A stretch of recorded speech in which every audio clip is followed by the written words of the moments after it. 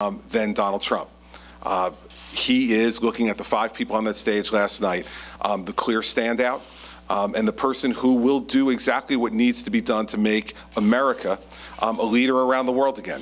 He'll provide strong, unequivocal leadership. He will do what needs to be done to protect the American people, first and foremost, both in the homeland and in creating jobs for this country.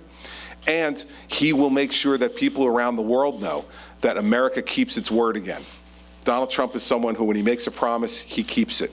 I've experienced that over my long friendship with him. And what the American people and our allies around the world are going to understand is that Donald Trump is someone who keeps his word, and that means America will keep its word again. Third, there is no doubt in my mind, and I've been saying this right from the time I entered the campaign, that the single most important thing for the Republican Party is to nominate the person who gives us the best chance to beat Hillary Clinton. I can guarantee you that the one person that Hillary and Bill Clinton do not want to see on that stage come next September is Donald Trump. They know how to run the standard political playbook against junior senators and run them around the block. They do not know the playbook with Donald Trump because he is rewriting the playbook. He is rewriting the playbook of American politics because he's providing strong leadership that's not dependent upon the status quo. And so the best person to beat Hillary Clinton in November on that stage last night is undoubtedly Donald Trump. And so I am thrilled to be here this morning to lend my support. I will lend my support between now and November in every way that I can for Donald to help to make this campaign an even better campaign than it's already been, and then to help him do whatever he needs to do to help to make the country everything that we want it to be for our children and grandchildren. He is a good friend. He is a strong and resolute leader.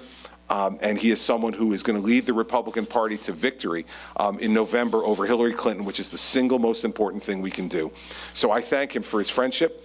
I thank him for all the kindnesses that we've shared with each other over the years. But more importantly than that, I thank him for leaving the private sector, for seeing that there was a need for strong leadership in this country, and for being willing to step out of the private sector and come and offer himself for public service and for leadership in this country at a time when our party and our nation so desperately needs it. So I'm happy to be on the Trump team, and I look forward to working with him. Joining me, our chief political correspondent, Michael Aaron, Democratic Assemblywoman Shavonda Sumter, and Republican Assemblyman Robert Ott. Let's get into this, starting with you, Michael. How significant is this endorsement? I think this is quite significant. It adds to the momentum that Trump has at the moment. I believe Christie is the first mainstream Republican notable to endorse Trump. I think it shows a lot of confidence on Christie's part in Donald Trump as a candidate. There's an element of risk involved. Trump could implode, but he hasn't yet. There are another 8 months to go. Anything's possible. There's an element of risk, but they look kind of like a match made in heaven there. Ms. Sumter, how do you think it's going to change the presidential race? I think it's alarming. I think that the governor is, in fact, not representing the constituents of New Jersey. I think it's polarizing. I think that Mr. Trump has espoused language that is not becoming of a leader. It's rhetoric, not based on policy. When you're looking to peel the layers back, we're looking forward to our country building on a legacy that President Barack Obama has established, and he will go down in the history books for doing that. I do think the governor is right that Hillary will be our presidential nominee as the Democratic Party. It should ignite our Democratic base to get out and work. It's going to energize the Republican base as well, Mr. Roth? Oh, I believe so. I would have actually, I wanted to send a letter out to my constituents as early as 3 weeks ago, but in deference to the governor, I waited. I think Mr. Trump is hitting on nerves that are not only important to Republicans, but according to the polls, 20% of Democrats feel, and I understand that my colleague, Ms. Sumter, is concerned because 20% of the Democrats polled are ready to cross lines and vote for Donald Trump because they're just ready for a change. They're ready for somebody who is espousing American ideals and feels that America is a good place to live. He's made it very, very clear that people aren't piping up to leave America. They want to get in. And we want to take care of Americans who are here. And many Americans who are in this country right now who are looking for jobs are suffering because we're, 20% of the Democrats polled are ready to cross lines and vote for Donald Trump because they're just ready for a change. They're ready for somebody who is espousing American ideals and feels that America is a good place to live. He's made it very, very clear that people aren't piping up to leave America. They want to take care of Americans who are here. And many Americans who are in this country right now who are looking for jobs are suffering because offering an opportunity to people who are here illegally and have created a situation, not that they're not hard workers or they're good people or anything else. However, we've offered jobs to them over and above Americans, and that's something that Donald Trump wants to address, and I think he's correct in doing so. I spoke to a Republican today who believes that maybe Chris Christie is going to become Donald Trump's attack dog against Marco Rubio, and they took questions after that event. Trump was asked to respond to a fresh attack from Marco Rubio today. Rubio called Trump a con artist, and Trump invited Christie to the microphone. Let's hear it. The fact is that desperate people do desperate things. And I've seen it throughout politics, and so have you. And so the idea that Marco Rubio can get inside Donald Trump's head is an interesting proposition, but one that's really for the D.C. parlor game. What Donald Trump is about the people of this country.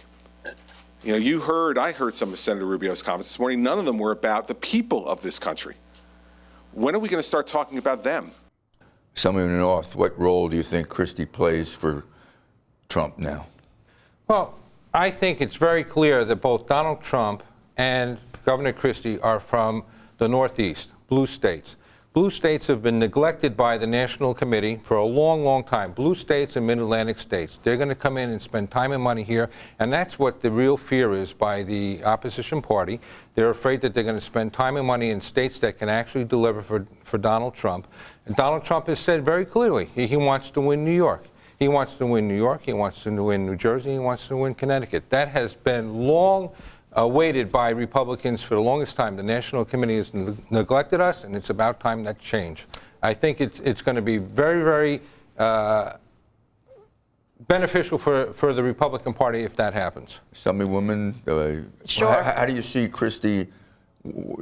Does he become the attack dog for Trump, do you think? Listen, I want him to attack the issues in New Jersey, Michael. Enough already. You know, how you have 200 plus days out of state last year. We have tough issues here. We have not rebuilt our economy. To Donald Trump's credit, he cited that Christie was out of the state, was not dealing with the economic instability of our state, 9 credit downgrades. If our governor spent his time and his energy focusing on New Jersey, then we would be much further along.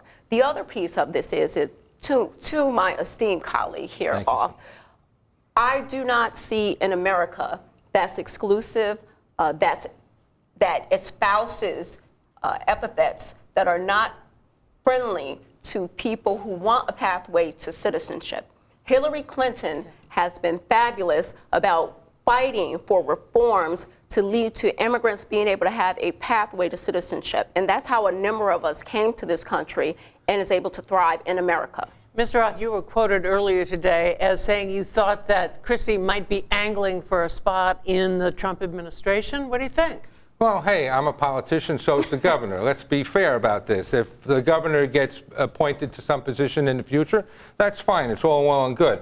Here's the point. The point is simply this. Donald Trump, if he is our candidate, he will not only win New Jersey, he'll win New Jersey, but he'll win Bergen County, and he'll bring Republicans along with him on the ticket. Let me show you how Christie answered a question of whether he was angling for a spot. Oh, okay, sure. Is there a position in the cabinet that you would be interested in, Attorney General, something like that? Would you like to be his running mate?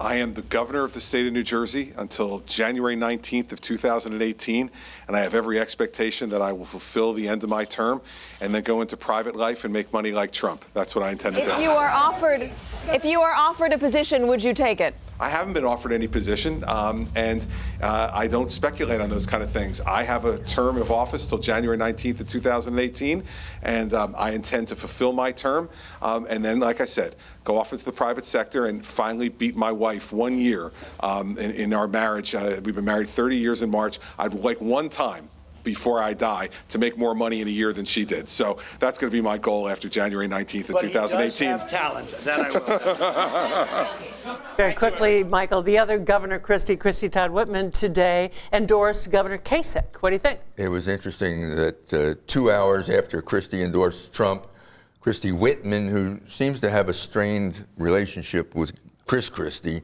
would endorse John Kasich.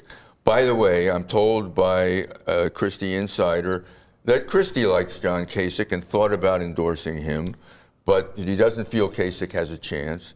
That he decided yesterday to endorse Trump, that the endorsement is based on a long friendship between the two of them, the fact that Christie does not feel either Rubio or Cruz is qualified to be president, and that he decided to act now because he has some influence, some leverage now, and when you've got it, you might as well use it. Okay, Michael Aaron, Assemblywoman Shavonda Sumter, and Robert Auth, thank you very much for being with us. Thank you.